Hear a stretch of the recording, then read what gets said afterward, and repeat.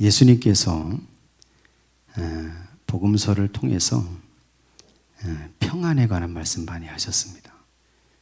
부활하신 다음에도 제자들에게 나타나서 숨을 내쉬면서 가라사대 너희에게 평강이 있을지어다, 평안이 있을지어다 선포하셨죠.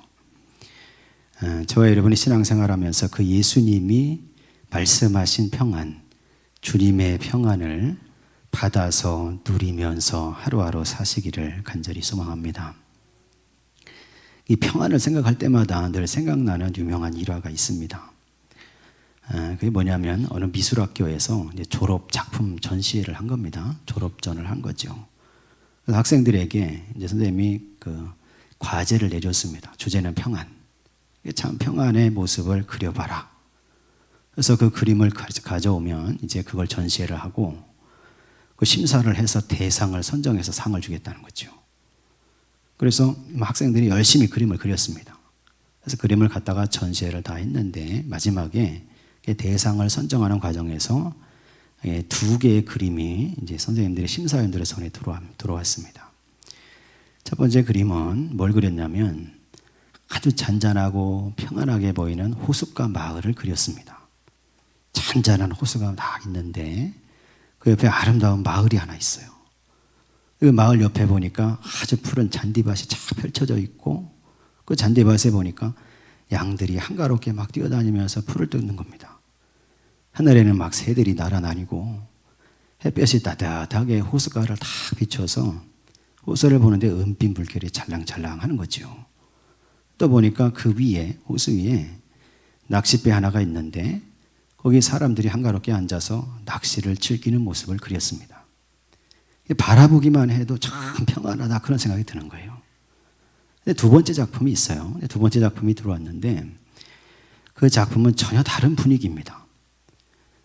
먹구름이 하늘에 잔뜩 끼어 있고 파도가 몰아치는 바다, 비바람이 불어오는 그 바닷가의 풍경을 그렸어요.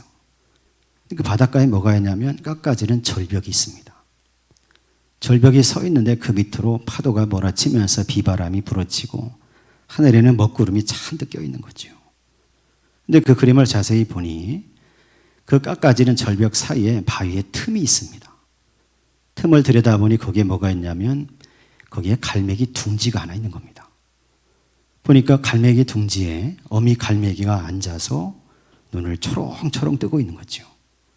또 자세히 보니까 그 어미 갈매기 날개 아래 작은 새끼 갈매기들이 그 품의 아래에서 아주 평안하게 잠들어 있는 겁니다. 그 새끼 갈매기들의 평안을 그린 겁니다. 선생님들이 2개를 놓고 고민하다가 결국에는 이 2번째 그림을 대상으로 선정했다는 거예요. 참된 평안은 그런 거라는 거죠. 여러분 인생을 살아가면서 환난과 풍파가 없을 수가 없죠. 비바람이 몰아칠 때가 있습니다. 인생에 먹구름이 잔뜩 끼어서 어디를 바라봐도 길이 안 보일 때가 있습니다. 그런데 그 깎아지는 절벽 바위 틈에 그 둥지에 앉아있는 그 어미새가 지키고 있는 그 날개 아래 잠들어 있는 그 새끼 갈매기들처럼 어미새의 보호 아래 있으면 그들은 세상에 환난과 풍파가 있어도 그 속에서 평안한 잠을 잘 수가 있다는 거죠. 여러분 성경에서 예수께서 말씀하신 평안이 바로 그런 평안입니다. 하나님의 품 아래, 예수 그리스도의 은혜 아래, 성령의 역사하심 아래서 인생의 환난과 풍파가 있어도 어려움과 걱정과 염려가 있어도 그 예수님을 붙들 때 그 마음과 심령과 생각 속에서 내가 알지 못하는 평화가 평안이 솟아나온다는 말씀입니다. 그 평안이 있어야 환난 중에서도 잠을 잘 수 있다는 거예요. 그 평안이 있어야 그 어려움과 환난 풍파를 헤쳐나갈 지혜가 생긴다는 겁니다. 오늘 저와 여러분이 예배하면서 오늘 말씀을 같이 나누면서 예수께서 말씀하신 그 주의 평안, 예수께서 허락하시는 환난 중에도 평안을 누리는 여러분 그 참된 평안의 역사가 저와 여러분의 심령 가운데도 차고 넘치는 시간이 되시기를 간절히 소망합니다.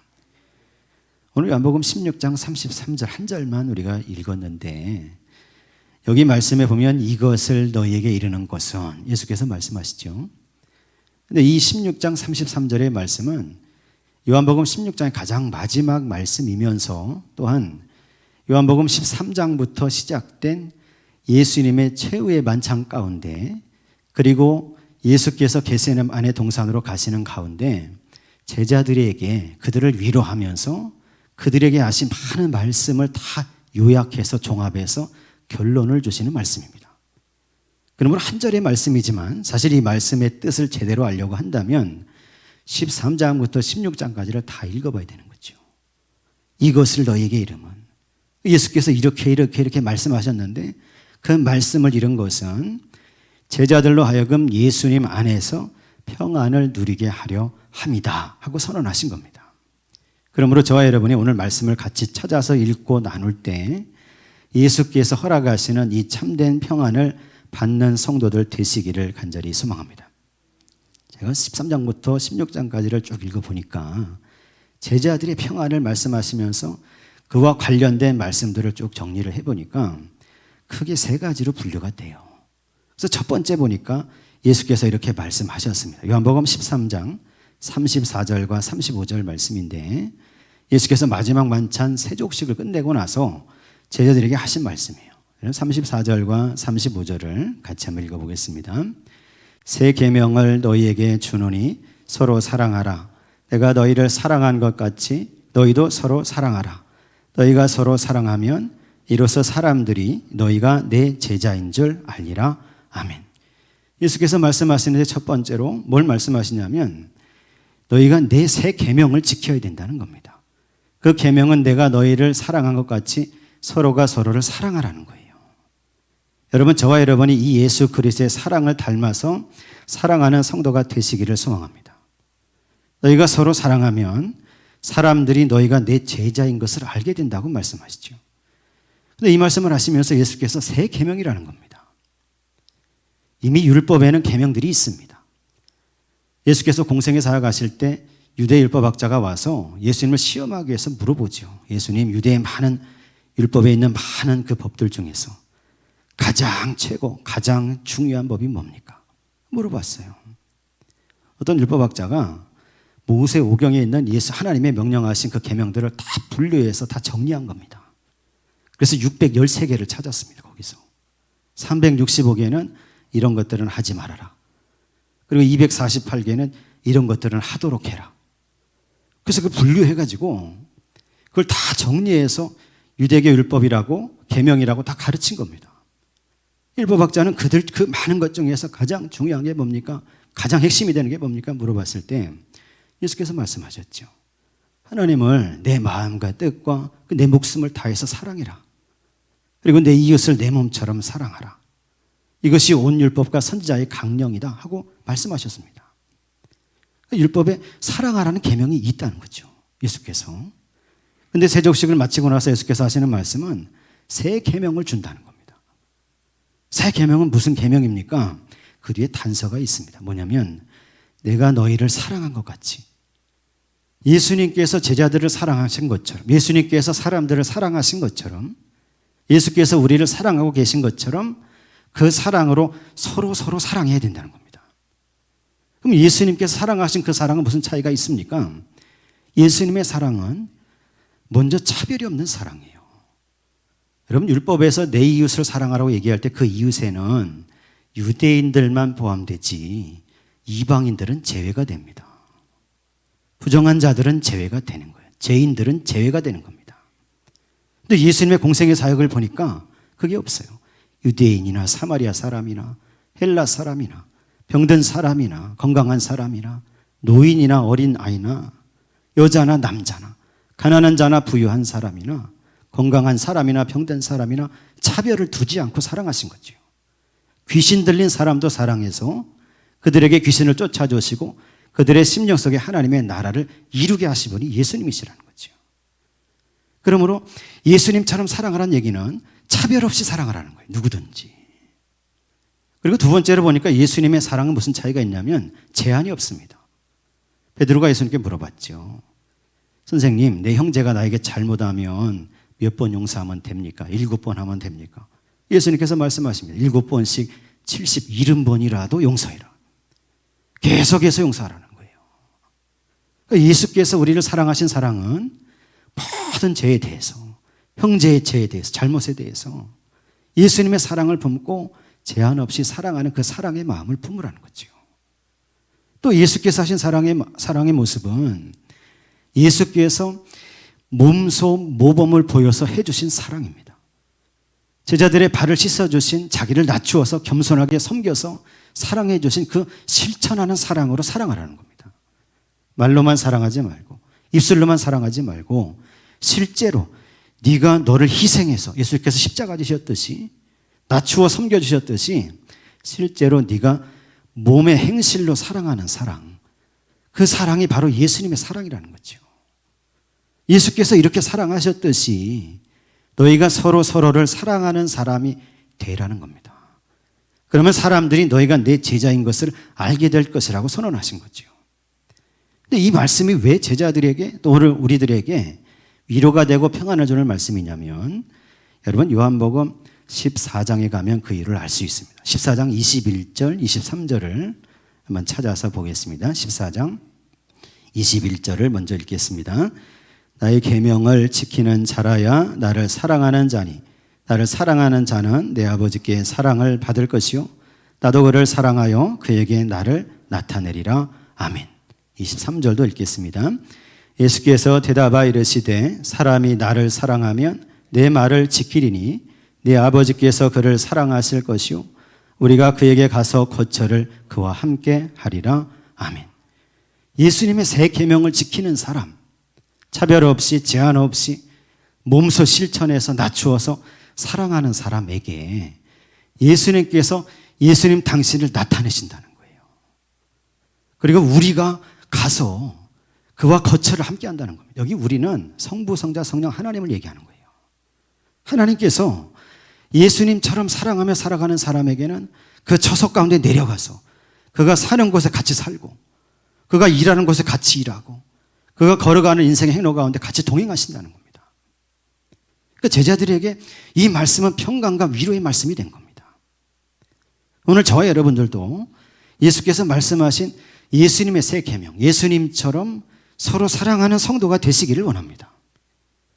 그래서 예수께서 나의 삶 속에, 인생 속에 나타나시고 하나님께서 내려오셔서 저와 여러분의 초석 가운데 동행하시고 거주하시고 내가 하는 일 가운데, 걸어가는 행로 가운데 주께서 동행하시고 붙잡아 주시고 평강을 더해 주시는 그 은혜를 누리며 살아가는 성도들 되시기를 간절히 소망합니다. 또 말씀을 쳐다보니까 두 번째로 예수께서 제자들에게 평강을 주시는 말씀을 하시는데, 요한복음 14장 16절 17절을 찾아서 한번 읽어보겠습니다. 16절과 17절입니다. 내가 아버지께 구하겠으니 그가 또 다른 보혜사를 너희에게 주사 영원토록 너희와 함께 있게 하리니 그는 진리의 영이라 세상은 능히 그를 받지 못하나니 이는 그를 보지도 못하고 알지도 못함이라. 그러나 너희는 그를 아나니 그는 너희와 함께 거하시며 또 너희 속에 계시겠음이라. 아멘. 두 번째로 말씀하시는데 보혜사 성령님을 너희에게 보내주시겠다는 거예요. 제자들에게, 오늘 믿는 사람들에게 하나님께서, 예수님께서 이제 아버지께 간구해서 또 다른 보혜사, 파라클레토스, 파라클레타 이렇게 얘기하는데 또 다른 보혜사를 너희에게 보내주실 것이니 그가 너희 속에 거하시고 너희와 영원히 함께 할 거라는 거지요. 그러니까 저와 여러분이 보혜사 성령님, 나에게 보내주신 그 성령님을 영접해서 살아가는 성도 되시기를 간절히 소망합니다. 파라클레토스라는 단어를 보니까 이게 무슨 뜻이 있냐면 변호자라는 뜻이 있어요. 변호자, 또 위로자, 그리고 또 상담자, 그리고 또 돕는 자, 이런 뜻이 있습니다. 이 변호자라는 뜻을 살펴보니까 이게 무슨 얘기냐면 법정에서 어떤 사람이 모함을 당했거나 죄를 지었거나 그래서 지금 재판을 받는 겁니다. 재판을 받는데 그 옆에 와서 이 사람은 무죄합니다, 이걸 얘기해 주는 사람이에요. 변호하는 사람이에요. 로마 사회에서 그런 사람을 누가 했냐 봤더니 그 피고인의 가장 가까운 친구가 있어요. 친구가 보기에 이 사람 무죄한 겁니다. 죄가 없는 거예요. 이 사람 억울하게 당하고 있으니 이 사람이 재판을 받아서 감옥에 가거나 사형을 당하면 안 되니까 그 마음이 안타까워서 자기가 변호인으로 서서 이 친구에 대해서 변호하는 일을 하는 거죠. 이 파라클레토스라고 불렀습니다. 성령께서 마찬가지로 그런 역할을 감당해 주신다는 거예요. 저와 여러분이 하나님 앞에 섰을 때 사탄은 계속해서 참수하고 고소합니다. 이 사람은 이때 하나님의 말씀을 어겼습니다. 이 사람은 이 욕심을 따라 살다가 하나님을 저버렸습니다. 이 사람은 이것 때문에 죄에 빠진 시절을 보냈습니다. 사탄은 계속해서 그러니 이 사람은 지옥에 떨어져야 됩니다. 참수하고 고발하고 고소하는 거죠. 근데 그 성령님은, 보혜사 성령님은 그때 나서서 우리를 항변하고 대변하고 변호하시는 거예요. 이 사람이 죄를 지었을지 모르나 이 사람은 회개한 사람입니다. 이 사람은 예배하면서 예수 그리스도를 구주로 고백한 사람입니다. 이 사람은 인생을 살아가면서 주님의 말씀을 따라서 실천하면서 몸부림치면서 살아간 사람입니다. 여러분, 우리를 대변해 주시고 변호해 주시는 분이 바로 보혜사 성령님이라는 거죠. 그러므로 저와 여러분이 우리에게 보내주신 예수 그리스도의 그 성령, 보혜사 성령님을 영접하여 살아가는 성도들 되시기를 간절히 소망합니다. 영접할 때 그 하나님의 평강의 역사가 임한다는 거죠. 보혜사 성령님에 관한 말씀을, 예수께서 하신 말씀을 쭉 읽어보니까 그 성령께서 하시는 일들이 있어요. 중요한 일이 뭐냐면 예수의 말씀이 생각나게 하고 예수님의 말씀을 풀어서 가르친답니다. 성령을 영접한 사람, 성령께서 함께 하시는 사람, 보혜사가 동행하는 사람은 예수님의 말씀이 가르쳐져 자기 속에 깨달았죠. 그런 사람은 예수의 말씀이 생각납니다. 언제? 중요한 순간에. 인생의 핵심적인 순간, 터닝 포인트가 되는 순간, 어떤 어려운 순간, 아니면 중요한 기로에 선 순간에 그때 다른 것이 생각나는 게 아니라 하나님의 말씀이 생각난다는 거예요. 보혜사 성령께서 생각나게 해주신다는 겁니다. 여러분 잘 아시죠? 베드로는 아까 영상에도 나왔지만 예수님 모른다고 3번 부인했잖아요. 3번째는 예수님 저주하면서 막 부인했어요. 근데 그때 새벽닭이 울었습니다.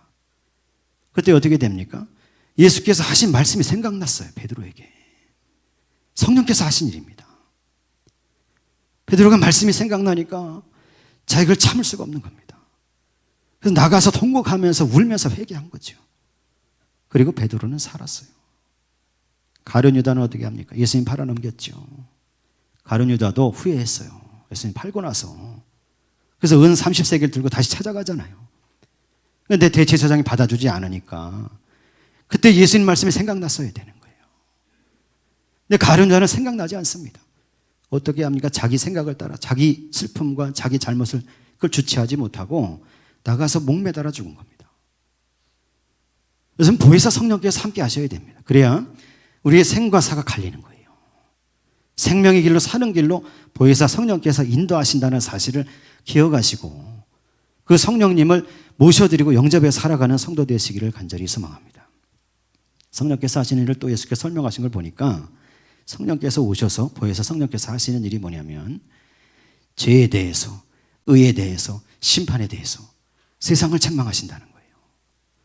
죄에 대해서 책망하신 이유는 뭐냐면 예수가 그리스도이시고 그리스도 되신 것이 선포되셨는데 그것을 믿지 않은 것이 죄라는 사실을 성령께서 깨닫게 하시고 그것을 세상을 향해서 책망하고 꾸짖는다는 겁니다. 의에 대해서 성령께서 책망하시는 것은 예수 그리스도가 십자가에 돌아가심으로 하나님의 의가 우리에게 올 수 있게 됐고 그 예수께서 부활하심으로 하나님의 의가 완성돼서 구원의 길이 열렸는데도 그것을 모르고 하나님의 의, 예수 그리스도의 십자가를 인정하지 않는 세상에 대해서 책망하신다는 말씀이죠. 심판에 대해서 책망하시는데 그 심판은, 그 책망은 어떤 책망이냐면 세상의 모든 일들을 주관하고 세상의 모든 일들을 그 손에 의해서 주무르고 있다고 생각되는 사탄이 이미 예수 그리스도의 십자가와 부활 사건을 통해서 하나님으로부터 심판받았다는 사실을 그 성령께서 선언하신다는 겁니다. 그러므로 그 성령을 영접한 사람은 죄에 대해서, 의에 대해서, 심판에 대해서 책망하시는 이 성령의 음성을 듣게 되고 그래서 우리는 예수 그리스도를 믿어서 믿지 않는 죄에 빠지지 않게 되고 예수 그리스도의 의를 믿어서 하나님의 의를 받아서 구원받은 성도가 되고 그래서 저와 여러분은 성령을 영접해 살아갈 때 그래서 저와 여러분은 예수께서 함께 하시고 하나님께서 심판하실 때 그 사탄이 심판받았는데 그 길을 따라 살지 않아서 심판의 길에 들지 않고 서지 않게 된다는 말씀이죠. 저와 여러분은 예수 그리스도의 성령, 보혜사 성령님을 기도할 때마다 예배할 때마다 영접하고 모셔드리는 성도가 되시기를 간절히 소망합니다. 또 보니까 세 번째로 예수께서 이렇게 말씀하셨어요. 요한복음 14장 18절에서 20절에 있는 말씀을 한번 찾아서 읽어보겠습니다. 18절에서 20절입니다. 내가 너희를 고아와 같이 버려두지 아니하고 너희에게로 오리라. 조금 있으면 세상은 다시 나를 보지 못할 것이로되 너희는 나를 보리니 이는 내가 살아있고 너희도 살아있겠음이라. 그날에는 내가 내 아버지 안에 너희가 내 안에 내가 너희 안에 있는 것을 너희가 알리라. 아멘. 예수께서 세 번째 말씀하시는데 다시 오시겠다는 겁니다. 조금 있으면 보지 못하지만 조금 있으면 다시 보게 될 거라는 거예요. 이게 무슨 얘기입니까? 예수께서 부활하신다는 겁니다. 그리고 예수께서 다시 재림하신다는 거예요. 몇 날 있으면 내가 십자가에 죽겠으나 사흘 있으면 다시 부활해서 너희 앞에 드러날 거라는 그런 말씀이죠. 그러니까 부활의 날을 소망해야 된다는 겁니다. 또 조금 있으면 예수께서 세상의 마지막 날에 재림의 주님으로 다시 오신다는 겁니다. 그 재림의 날을 소망하며 살아가는 겁니다. 그 부활하신 주님을 만나면 재림하신 주님 앞에 서게 되면 그때 이제는 예수께서 하나님과 함께 계시며 너희가 예수 안에 있고 예수님이 너희 안에 있다는 사실을 알게 된다는 겁니다. 이게 무슨 얘기냐면 신비로운 연합을 이룬다는 거예요. 저와 여러분이 하나님 아들 예수 그리스도와 성부 하나님과 성령 하나님과 일체가 된다는 거예요. 일체가. 연합이 된다는 사실입니다. 사도 요한은 예수 그리스도 그렇게 말씀하셨다고 여기 증언한 겁니다. 그러므로 저와 여러분이 부활하신 주님을 소망하시길 원하고 재림하실 그 주님을 바라보시길 원합니다. 그 뒤에 예수께서 말씀하셨는데 여러분 요한복음 16장 22절에 이렇게 말씀하셨어요. 22절을 같이 한번 찾아보겠습니다. 16장 22절입니다. 지금은 너희가 근심하나 내가 다시 너희를 보리니 너희 마음이 기쁠 것이요 너희 기쁨을 빼앗을 자가 없으리라. 아멘. 제자들에게 지금은 너희가 근심한다는 거예요. 예수께서 떠나가시니까 근심하고 예수의 눈에 보이는 대로 십자가에 돌아가시고 이제 제자들은 뿔뿔이 다 흩어져서 두려움 가운데 있고 부활하기 전까지 그런 모습 속에 있고 근심하게 될 거지만 부활하신 주님을 다시 만나게 되면 너희 마음에 기쁨이 가득하게 될 것이요 그 위에 복음을 가지고 살다가 순교를 당하면서 고난을 당하게 될 것이지만 주께서 재림하실 때는 다시 기쁨이 넘치는 가운데 서게 될 거라는 말씀이죠. 그런데 그 기쁨이 너무 충만해서 어떤 사람도 어떤 존재도 그걸 빼앗을 수가 없다는 겁니다.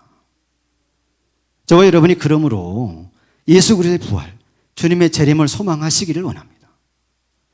저와 여러분이 새 계명을 지켜 살아가는 성도가 되시기를 원하고 저와 여러분이 하나님 은혜 가운데서 주께서 주시는 평강을 누리며 살아가시기를 원합니다. 보혜사 성령님 나를 위해 보내주신 그 성령님을 모셔드리고 인정하고 영접해서 동거하는 인생이 되시기를 원하고 주님을 다시 오실 주님을 소망하며 살아갈 때 그 마음속에 하나님의 성령이 역사하심으로 평강이 넘치는 그런 인생의 날들을 살게 되시기를 간절히 소망합니다.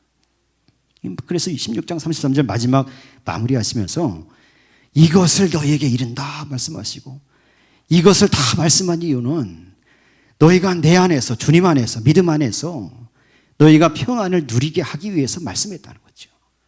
예수님 말씀 들을 때 예수 그리스도의 음성을 들을 때 그 주님이 주시는 평강을 저와 여러분이 받기를 간절히 소망합니다.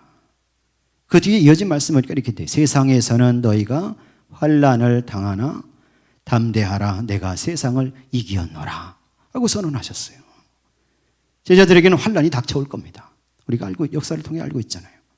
부활하시고 승천하신 예수 그리스도 그 이후에 그 제자들은 복음을 증언하다가 다 순교하잖아요. 그 초대교회 성도들은 다 핍박을 받으면서 지하 무덤까지 내려가잖아요. 그 환난이 있어서 이제 세상에서 너희가 환난을 당하게 할 거라는 말씀이죠. 여러분 저와 여러분도 마찬가지. 인생을 살다 보면 신앙으로 살다 보면 환난을 당하게 돼 있습니다. 고난을 당할 때가 있다는 거예요. 태어나서 죽을 때까지 아무 고난도 환난도 없이 걱정과 염려도 없이 사는 사람은 없습니다. 인생의 삶에 고난과 환난을 당하게 돼 있으나 그러나 담대하라. 주께서 주신 기쁨과 평강을 가지고 평안을 가지고 믿음 위에 서서 담대하라. 내가 세상을 이겼다는 거예요. 예수께서 돌아가셨으나 부활하심으로 사망과 죽음을 이기셨다는 겁니다. 내가 세상을 이기셨다 이 말씀 묵상하다 보니까 여러분 코로나 바이러스가 생각났어요. 사실은 이게 무슨 얘기냐면 코로나 바이러스 때문에 힘들었잖아요. 온 세상이. 근데 그 코로나 바이러스가 작동하는 메커니즘이 있습니다. 작동 원리가 있죠. 기억나십니까? 바이러스 속에 독을 가지고 있죠. 근데 겉에는 뭐가 있습니까? 단백질 덩어리처럼 위장하는 겁니다. 표면이 단백질이고 거기 단백질 돌기들을 막 만들어 놔서 바이러스가 우리 몸에 침투하면 세포에 딱 떨어지는 순간 세포는 얘를 바이러스로 인식하는 게 아니라 단백질 덩어리로 인식하는 겁니다. 그래서 마음을 열고 그 바이러스를 받아들이는 거예요. 근데 그 순간에 바이러스는 어떻게 합니까? 그 표면을 딱 찍고 속에 있는 독을 뿜는 겁니다. 받아들인 세포를 죽이고 그 세포에 있는 단백질을 이용해서 자기를 복제하는 겁니다. 이게 코로나 바이러스의 작동 원리였어요. 근데 가만히 생각해 보니까 사탄의 메커니즘이 똑같아, 이거하고. 사탄도 마찬가지입니다. 우리의 삶에 다가와서 자꾸 미혹하고 자꾸 유혹하고 자꾸 넘어뜨리기 위해서 수를 쓰는 겁니다. 겉으로 보기에는 달콤하지요. 겉으로 보기에는 나에게 득이 될 것 같지요. 겉으로 보기에는 이것을 하면, 이것을 먹으면, 이것을 마시면, 이런 일을 하게 되면 정말 내가 기쁨과 평강 가운데 있을 것 같은 것처럼 보이게 한다는 거예요. 그러나 그 미혹에 넘어가는 순간 그 사람은 사망의 길로 가는 겁니다. 코로나 바이러스도 마찬가지였죠. 그걸 발견하고 깨닫고 면역세포가 작동해서 그 바이러스를 이기면 그 사람은 사는 겁니다. 못 이긴 사람은 폐까지 들어가 죽은 겁니다. 여러분 신앙도 마찬가지입니다. 우리가 주님의 말씀을 들으면서 보혜사 성령님의 도우심을 받아서 말씀을 따라 살아가는 그 믿음 위에서 주께서 동행하시고 동거하시고 함께 하셔야 그 모든 사탄의 메커니즘을 끊어버리는 힘이 거기서 옵니다. 예수께서 그걸 말씀하신 겁니다. 내가 세상을 이겼다 얘기는 세상에 작동하는 사탄의 메커니즘을 내가 나게 드렸다는 겁니다. 그래서 사망으로 갔지만 그것을 깨부수고 다시 부활하셨다는 거예요. 오늘 저와 여러분이 이 사실을 믿으시고 우리의 삶 속에도 하나님이 역사하셔서 참된 평강을 누리시면서 기쁨 위에서 담대한 믿음으로 하루하루 살아가는 성도들 되시기를 간절히 소망합니다. 마지막으로 여러분 요한복음 14장 27절에 아주 중요한 말씀을 예수께서 해주셨는데 14장 27절 말씀을 같이 한번 읽어보도록 하겠습니다. 평안을 너희에게 끼치노니 곧 나의 평안을 너희에게 주노라. 내가 너희에게 주는 것은 세상이 주는 것과 같지 아니하리라. 너희는 마음에 근심하지도 말고 두려워하지도 말라. 아멘. 저와 여러분이 이 말씀을 새기시기를 간절히 바랍니다. 나의 평안을 준다. 예수 그리스도의 평안을 준다는 거예요. 십자가에 돌아가셨으나 부활하신 생명의 성령의 다스림을 받으신 그 평강을 우리에게 주노니 저와 여러분이 그 평강을 받으시고 세상이 주는 것과 같지 않는 예수께서 주시는 평강을 누리는 성도로 사시기를 간절히 소망합니다. 세상에 어떤 일이 있어도 그 평강 위에서 담대한 믿음 위에서 이기신 예수님을 따라 살아가는 참으로 복받은 성도님들이 다 되시기를 예수 그리스도의 이름으로 간절히 축원합니다.